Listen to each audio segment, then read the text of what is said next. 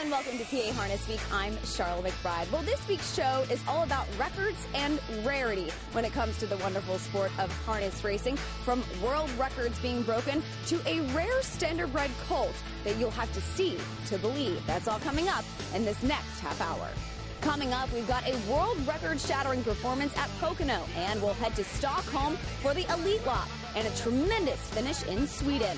Plus, I'll have a feature story on an extremely rare white standardbred. And later, we'll have driver Tim Tetrick on his major milestone. Down the inside, trading places going nicely, taking over. Racing's fastest paced half hour is starting right now. It's PA Harness Week on Comcast Sportsnet.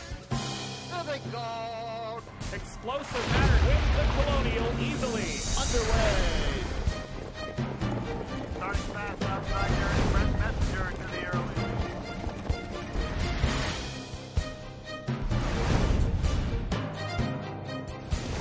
15.5 and 4 the halftime. Just over 3 to go.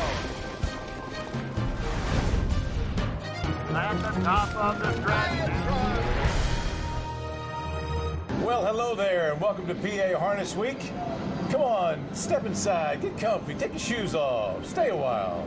We got 30 minutes of the greatest harness racing action you could ever imagine. This beautiful lady is Heather Moffat. I'm Steve Ross. How was your week, darling? Was it strong, I hope? Oh, yeah. It was good? Strong like bull. Okay. Now, first of all, we have to tell you about this. The second race here at Harrah's, Philadelphia, on Wednesday was for non-winners of $5,500 in the last 5 starts. 10 grand was the purse. No big whoop. You know, decent condition pace. But this one was special. And what made this one special was it was a milestone for one of the really good guys in our sport, Tim Tetrick. 7,000 career wins. Not only that, he was the first to 3,000, youngest rather to 3,000, 4,000, 5,000, 6,000, and 7,000. Do you mean to tell me this guy had a smile for pictures 7,000 times? Either he's a narcissist, very rich, or probably both, you know? Well, I know he's very rich. You do know that? Yeah, I mean, well, right now he's a top for money earnings in the United States, or actually all of North America, and he has been for several years. So with all that said, let's catch up with the man of the hour, Tim Tetrick, and find out what it was like to hit 7,000 wins. Timmy Tetrick, I don't know if you heard or not, but the rumor has that you won your 7,000th race on Wednesday. Yeah, it was great. You know, very fortunate to have a lot of good horses I've driven over the years, a lot of support from trainers and owners, and, you know, a lot of hard work to get there, but it's a great feat. I'm 30 years old, to win 7,000 races is pretty amazing. Now, the youngest guy before you to win 7,000 was Walter Case, but he was an old dude. He was 35. You're 5 years younger than him. How many races can you win if you stay healthy? Oh, I don't know. Hopefully I just have a long, you know, very productive career, and so far it's been great. You know, knock on wood, no major injuries where I've had to sit out a long time, and, you know, still getting continued support from all the owners and trainers. Without them, I wouldn't get the good horses to drive. So, but I work hard and show up to work every day, and, you know, I drive a lot of horses every year. You're the first guy to win 3,000, the quickest, 4,000, the quickest, 5, 6, and now 7,000. So it's pretty amazing because you're not driving a podunk. I mean, you're in the major circuits. You're against the best guys. Does that make it all that more gratifying for you? Oh, absolutely. You know, there's a lot of top drivers here on the East Coast, especially where I race Chester, Meadowlands, Dover, Yonkers. It's you know, it's very impressive numbers to put up against the guys that I compete with every day in and day out. A lot of talented people that I have to work against. They make it very hard for me. How tough is it to smile 7,000 times? Not hard at all. You know, as long as those paychecks keep coming in, I keep getting my picture taken, I know I'm doing okay. Thanks, Timmy, and good luck in getting the second 7,000 and getting the 14,000. At the rate he's doing it, it won't take all that much time, really. Okay, Mohegan Sun at Pocono Downs, Friday night, the 12th race. It was for non-winners of $18,000 in the last 5 starts. It was a trot, but a world record was shattered, and with that, here's Heather. Yes, definitely not the top trot of the week, but an eye-opener. We've got number 1 in here is Tui. She is the favorite. She was looking... Tui. Did you spit? Wait a minute, I tee you up to talk about a world record-shattering performance, and you spit. Tui, what's this Tui? T-U-I, that's how her name's spelled, Tui. Okay. She was looking fierce last week, went off stride, she was second, place 6. What was her name? The 8 is Ice Machine. Third last week, takes a drop in class in here, and then number 3 is Keystone Thomas. Is a third choice, and he starts for Jacob. Tui. Tui has the lead by a length. Big and Little is getting the trip of trips there behind that rocket pace. Keystone Thomas saving ground on the inside, going by the tiring Political Desire. Ice Machine also moving up on the inside, about 5.5 off the lead. Further back there to Cassis, who runs into the tiring horse and gets knocked out of it. Meanwhile, up top, Tui takes him to 3/4, 1:23.3, 27.3, third panel. Tui is on a mission right now. She's 2 lengths out in front. Big and Little is second. Further back, Ice Machine moving up on the outside third. Top of the stretch, Tui trying to hold together and seal the deal this time. Big and Little on the inside, closing from far back, Man About Town, but Tui is holding up tonight. Tui to the line. It's Tui. Tui beats the boys, and in the process, she sets a world record mile on a 5/8 mile track for 4-year-old trotting mares.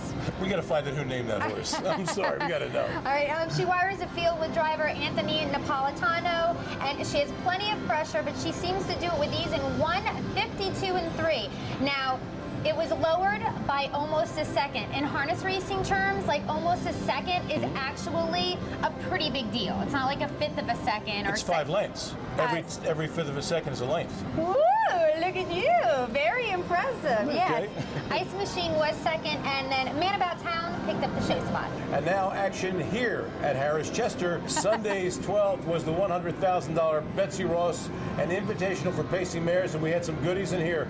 The Smokin' Hot, number 6, put on a show with the Minister of Speed, George Brennan, was the 4-5 chalk. Number 3, Andrew Vett, the champ from last year, with Tim Tetrick was 2-1. Number 4, Ginger and Fred, with Yannick Gingras, was the 7-1 third choice, and with the call, one of the best track announcers in America, James Withright. They're off in the Betsy Ross. Good start for Andrew Vett, sent for the front with Higher and Higher leaving 2. Naughty till the end attends this pace up the near side. Put on a show's forwardly placed wide of Ginger and Fred. These 5 covered by 4 lengths moving into the first turn. And the back pair are Lightning Treasure and Royal Cee Cee. Higher and Higher challenging Andrew Vett early on. And it's a contested pace stalked by Put on a Show, third to the outside. Naughty till the end's a close-up 4th. 3 lengths off the lead, 1 3/4 to Ginger and Fred, who's got a good stalking position right now, 5 lengths off a contested pace. Lightning Treasure and Royal Cee Cee are the back markers, and the first quarter was a torturous 26-1. And Put on a Show pushes clear of Higher and Higher with a circuit to go. Andrew Vett has been relegated to third position. The defending champions 3.5 lengths off the lead. 1 3/4 to Naughty till the end in the 4th position. Ginger and Fred, flush cover in the form of Andrew Vett. Ginger and Fred now 5 from the front inside the half mile. Lightning Treasure's got 6.5 to make up, and Royal Cee Cee remains the back marker. She'll have to make up 8 lengths in the final 7/16, and Put on a Show opens up 2.5. 53-1 for the half mile. Up the backstretch in the 5th, Betsy Ross, Put on a Show's got a 3.5 length lead. Andrew Vett's taken second. Higher and Higher can't keep pace anymore. She's dropped back 5 behind Put on a Show with a quarter to go. Ginger and Fred lost cover 3/4 out of third, slow to make ground. Royal Cee Cee's unleashed from the back of the pack, 2.5 out of second, 6 off the lead. Naughty till the end's in traffic, a joint last with Lightning Treasure. 3/4, 1:20 flat, and the field turns for home. Put on a Show, 2.5 in front. Royal Cee Cee's rallying beautifully down the stand side. Put on a Show, leg worry in the last 16th. Royal Cee Cee trying to gun her down. Here's the line, Royal Cee Cee. Put on a Show did just that. Set smoking splits of 26-1, 53-1, and 120 flat, while parking Andrew Vett for her lungs before getting nailed right on the money by number 8, Royal Cee Cee, who drove the horse, Ron Pierce, an 8-1 shot. And Royal Cee Cee sat dead last before Pierce pulled on the right line, 3 deep, and came from the men's room and got up, passing them all in 1:49.3. It was a monumental Betsy Ross here at Harrah's, Philadelphia. Okay, we know the biggest international trotting race in the world is in Stockholm, Sweden. It takes place annually. Lucky Jim was in it a few years ago. All the best trotters in the world are converge upon there, and the race is called the Elitlopp, and it's really an important race. No, what? The Elitlopp. The Elitlopp. Oh, Elitlopp. That's what I said, didn't I? You're having a really hard time with names today, but anyway, I'll let it go. Okay. In the final, the most prestigious international harness race in the world, worth nearly $800,000. French champion Rapide Lebel was the morning line favorite. His main foes were Commander Crowe, who beat America's Arch Madness with Brian Sears by just a nose in 151-3 in the limb. Here comes the final. It's a goodie. And they go down that far side now. Commander Crowe, Christophe Martins, they're the leaders now. Are they going to take the Triple Crown? Number 4, Arch Madness, tucked in on the inside. Outside the leader, 2, Yaraboko. 6, Sebastian K with a good position. It looks now that Rapide Lebel's going to put in an attack any second now. But it's Sebastian K that comes forward smartly. Then it's 3, Commander Crowe. Here's 6, Sebastian K. Behind that, right on the outside, here comes Rapide Lebel. On the inside, we have the leader here, Commander Crowe. On the outside, Sebastian K. Finishing right on the outside is Rapide Lebel. But it's number 3, Commander Crowe. Commander Crowe. Commander Crowe wins it from number 4, Arch Madness. Arch Madness left like a bullet from the 4-hole and quickly grabbed the top, but Christopher Martins pulled Commander Crowe and took over before the half, and from there it was all over but the shouting, and he won in 153-1. Arch Madness held second, and the German trotter Classic Grand Cru with Bjorn Goop, I love that name, Bjorn Goop, was third. You're never doing another international trot again, ever. I'm calling it. That's what I'm doing. Let me just say, Arch Madness is the most social media friendly horse. He has a Twitter page and he has a Facebook page. No. And right after the Elitlopp, Arch Madness got on his computer and posted pictures of himself in the Elitlopp. Of his own bad self? Yeah. Oh, wow. Okay. Well, guess what? More in the bike races are coming up when we come back a little later on. But don't you dare go away. When we come back, great racing action from Mohegan Sun and Pocono Downs, and Sharla catches up with the white horse. And I'm not talking about a pike in New Jersey either. Stay tuned. Welcome, good old Sunday. No love when you don't come. Welcome, son, welcome, welcome. Welcome to your place in the sun.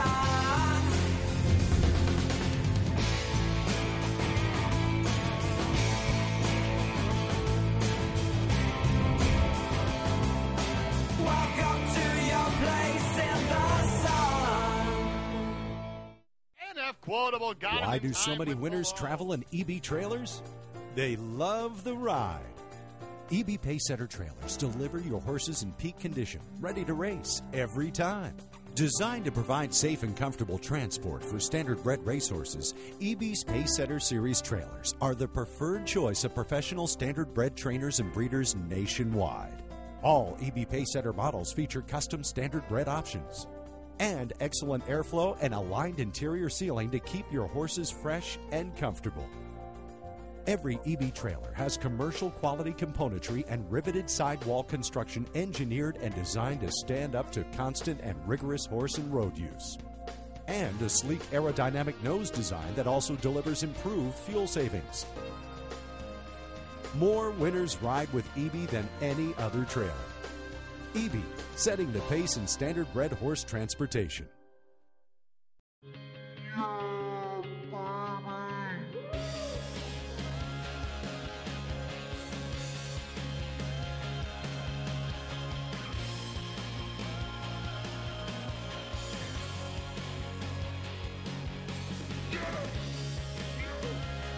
Mohegan Sun, off-track wagering. Allentown, Carbondale, East Stroudsburg. Always leave happy.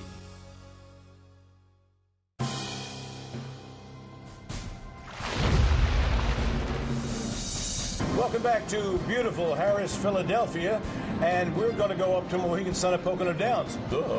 That was odd, wasn't it? For a trot, and with that, here she is. You-hoo, it's me. My name is Pinky Lee. Okay, so winners over trotter purse, $25,000. Number 1 is Seruga, coming off 3 wins at Philadelphia, is a 75 favorite in here. The 2 is Hot Shot Blue Chip, Third in the color against some really tough competition at the Big M, and then number 4 is Anders Bluestone. Was the beaten favorite recently, but he's made like $100,000 already this year. Hot Shot Blue Chip trying to hold off Sevruga, still brushing on the outside 3/4, 124 even, 28-1 third panel. It's Hot Shot Blue Chip by 3 parts of a length. Sevruga not done coming after him on the outside. Waldorf Hall still tucked in the pocket. Further back, Anders Bluestone and Monsignor Flan coming up. Top of the stretch now, Hot Shot Blue Chip kicking away. He's out by a length and a half. Waldorf Hall going to take a shot. Sevruga is flattened out. Hot Shot Blue Chip overpowering tonight. By the time the field reached the half-mile marker, Hot Shot Blue Chip and driver Joe Pavia Jr., they were on top. They never looked back. He wins in 1:52. That actually matches the fastest trotting mile of the year so far at Mohegan Sun at Pocono Downs. Waldorf Hall. Now you got me talking crazy with names. What is your problem? Waldorf Hall finished second. Anders Bluestone picked up the show spot. And you made fun of me with names. Okay, 10th race Saturday at Mohegan Sun at Pocono Downs. It was a conditioned pace, same conditions as the trotters. It's winners rather, over $25,000 lifetime. Number 3, Drop Red with Joe Pavia Jr. And number 6, Fred and Ginger with Matt Kikali. We're both 2-1. Number 1, Dancing Yankee was 5-2 with Tyler Buter. And with a call, Jim Baviglia. Fred and Ginger by about a length. Outside blatantly good. Inside Drop Red a bit looser in the pocket. And Dancing Yankee out there wide like he likes it. Top of the stretch. Fred and Ginger now. Kakali asking him for more. He's there by a length. Drop Red on the inside from far back. Dancing Yankee. Fred and Ginger up front. Fred and Ginger. Well, Fred and Ginger tap dance to the top with Drop Red dropping in the 2-hole. There they'd stay until Fred and Ginger prevailed by a nostril, but it took a 26-3 final split to hold off Drop Red. Number 5, Shuby's place off at 9-1 with Andrew McCarthy, got third. You know, recently we showed you a little bit about the white colt that was born in New Jersey. Silver, the Lone Ranger's horse. Sort of like that. But I should say recently, it was last week, but I don't know how far your memory goes back. So anyway, it happened on May 6th. This white colt was born in New Jersey, and very rare, so rare that we thought we should go a little bit deeper into the story, and Sharla McBride joins us now, and she's going to tell us about it. Uncommon, scarce, extraordinary, and rare. No matter what term you use, all can be used to describe this white colt born on May 6th. Born to bay mare Coochie Mama and bay stallion Art Major, nothing in this horse's genetics can explain the pearly white coat it possesses. It's extremely rare. Probably something we'll just see in our lifetime. It's a very rare genetic mutation, and from what I understand, in this particular foal, the dam and the sire actually created a double mutation to make this happen. Still unnamed by its owner, Pete Congelosi of Toms River, New Jersey, is the first white standardbred born of bay parents in 200,000 births. The last was a white filly, appropriately named, historically unique, born in Ontario, Canada, in 1998. I really think they just wanted to see the look on my face when I saw him. I did wiggle it out of the guy who delivered her, and I was a little stunned and surprised. Have you ever seen a white colt before? Not of a standardbred breed, no. And actually the genetic mutations that I would be used to seeing is actually in paint foals, but it's a lethal genetic variation, and those foals don't survive. So to have this foal be white and not an albino foal with other genetic problems, it's very rare to have this foal. It's fair to say racing fans and horsemen could easily go a lifetime without ever seeing a white standardbred. The horse's owner says he can't imagine what it'll be like to finally see him on the racetrack. I've been contacted by a few people who are very interested in him, so I think the game plan may involve taking a couple of partners. But my game plan is treat him just like every other horse. He's going to grow up here in Fairwinds. You know, when he's a year and a half old, if I decide I'm keeping him, he'll go to work with Mark Carter, and we'll go from there. He'll become a racehorse. Pure white, and for Pete's sake, hopefully fast. This colt's life in the public eye is just beginning. Even I can't take my eyes off of him. Reporting for PA Harness Week, I'm Sharla McBride. That is a great story, because Mom and Dad are what, both bays or dark brown or something? Yes. And then the horse comes out stone cold white, right? Yes. Is there anything beside whiteness on this horse at all? There's a little bit of red right in the foretop. Oh, it's a redhead. So cute. I can imagine. Okay, stay with us. When we come back, our lovely Kelly Connors will be here with her picks for the week and also hot racing action from here at Harrah's, Philadelphia. Moving to the top of the stretch, 9:22, a length and a quarter in front. Welcome, good old Sunday. No love when you don't come. Welcome, son, welcome, welcome. Welcome to your place in the sun.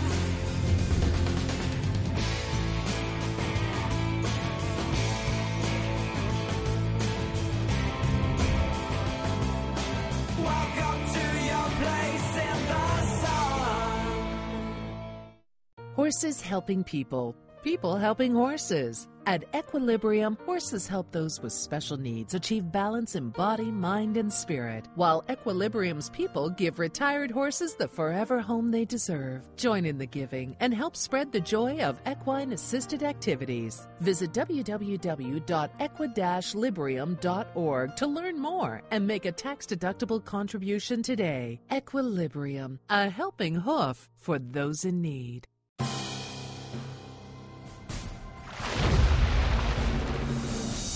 Hi, and welcome back to PA Harness Week, along with the lovely Heather Moffat. I'm Steve Ross, and now action here at Harrah's Chester. It is the 9th race. It happened on Sunday, and with that, here's Heather. Okay, it's a claiming handicap, $25,000 to $30,000. Number 5 is Dinner Guest, brand new to the Dylan Davis stable. The co-favorite is the 6 Float Blue Chip, who is brand new to the PJ Farley stable. And then there's number 2, and it's Warner Speedy Art. This is a long shot, but you should never ignore the Yannick Gingras Ron Burke team. 9:22's taking it to Dinner Guest. Their heads apart with 3/8 to go. Elusive Rewards an outright third, 2 lengths in arrears of new leader 9:22. 1.5. Warner's Speedy Art ducks to the inside. Lord Terror still has 6 lengths to make up inside the 5/16. Float Blue Chip a length and a half behind that. On the improved mildly, 2 farther back to Rock and Robert, and Meadowland. Big Cam just couldn't keep up anymore. He dropped out last. 14 lengths off 9:22, 3/4, 122 flat. Moving to the top of the stretch, 9:22, a length and a quarter in front. Warner's Speedy Art switch wide to take his shot now, and Dinner Guest dives down to the open stretch, 150 yards out. 9:22 fully extended. Warner's Speedy Art now with the advantage. Warner's Speedy Art took over and is pulling clear late. Warner's Speedy Art 17-1. It was a game of musical lead changes to the voice of James Withright. Okay, first it was Meadowland, Big Cam, then Dinner Guest, and then 9:22. But in the end, it was Warner's Speedy Art with Yannick Gingras getting up to win in 150-3. And the doozy of the story is that the horse pays $36.80. Cha-ching. It's a Ron Burke horse? Yeah. With Yannick driving? Yeah. Wow, shouldn't you pay that on a billy goat? I wouldn't think so. So anyway, I was seeing one of his caretaker extraordinaires running around, Sarah Murphy, and I was like, oh my gosh, how many horses are you paddocking? And she says, well, I'm taking care of 2 myself, but we have like 11 in today. I'm like, hello. Yeah, like Superwoman could never keep up with this girl. Does anybody understand how difficult it is to have 11 horses in one day at one track? I don't think so. I see a light bulb going on, like, you know, over my head. Maybe that's a feature for PA Harness Week. Okay, it's time now for our lovely Kaylee Connors, who is going to fatten your bankroll because she's got some major picks for you. Pay attention. Thanks, Steve. A lot of great races to choose from here tonight, but my first pick comes at Mohegan Sun at Pocono Downs. I'm looking at their feature race that comes in the 10th, and on top, I'm going with the 4 Won the West. This 8-year-old son of Western Hanover has faced some of the top pacers in North America and has some tremendous backlash, earning close to $4 million in his career so far. I think he's ready to add to that amount tonight, just based off his 2 qualifiers. If you look look, 2 backs pacing the last quarter in 25-3. That's like thoroughbred time. So at this reduced rate, I think it's a good tightener and a good stepping stone to regain his confidence and move on to some bigger and better races in 2012 for trainer Ron Burke. Next pick, we're going to look at the Meadowlands. They have some stakes action going on, but I like their 10th race, the one on top, Mystic Desire. This pacer may have needed a few over the track to get ready for this performance. He really came to life in his last start, firing from the outside at the Meadowlands, ended up finishing a strong third in 49-1. Now, I definitely think based on this classy field, it's going to be a fast mile, but my top vote goes to him. I'm going to be keeping an eye on the 2 in here, Westward Ho Hanover, another classy 4-year-old pacer by Ron Burke. He's won over 50% of his starts and heavily backed at the windows. However, he did have a few months off. So at a price, I would definitely keep him in your numbers. I know he'll be in mine, and hopefully they'll bring you some luck there. 1, 2, 4, and 7, race 10 at the Meadowlands. I'll send it back to you guys. Thanks, Kelly. Don't move a muscle. When we come back, we're going in the bike. We got some great races for you. The final of the Molson, $300,000 in the line from Western Fair Raceway, and also a really great invitational at the Big M. Don't go away. It's We Will See on the outside, who's poked ahead in front.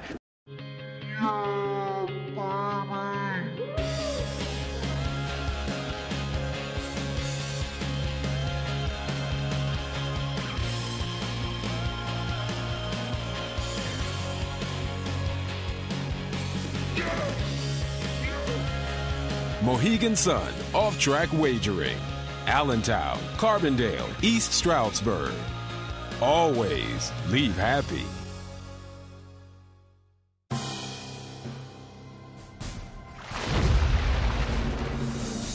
Welcome back to another exciting edition of PA Harness Week. He intones ever so humbly. And now it's time to go in the bike.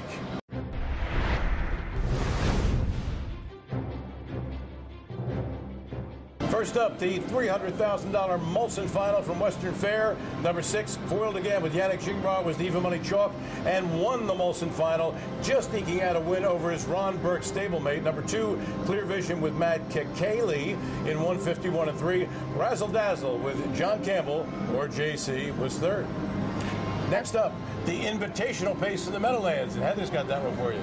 Thank you very much. All right, $35,000 here. Number 1 is We Will See. Second start of the season for him. He won $1.2 million last year. The 3 is Specialty Rocks. He's had 9 wins out of 17 starts going into this race. And number 4 is a Bittersweet.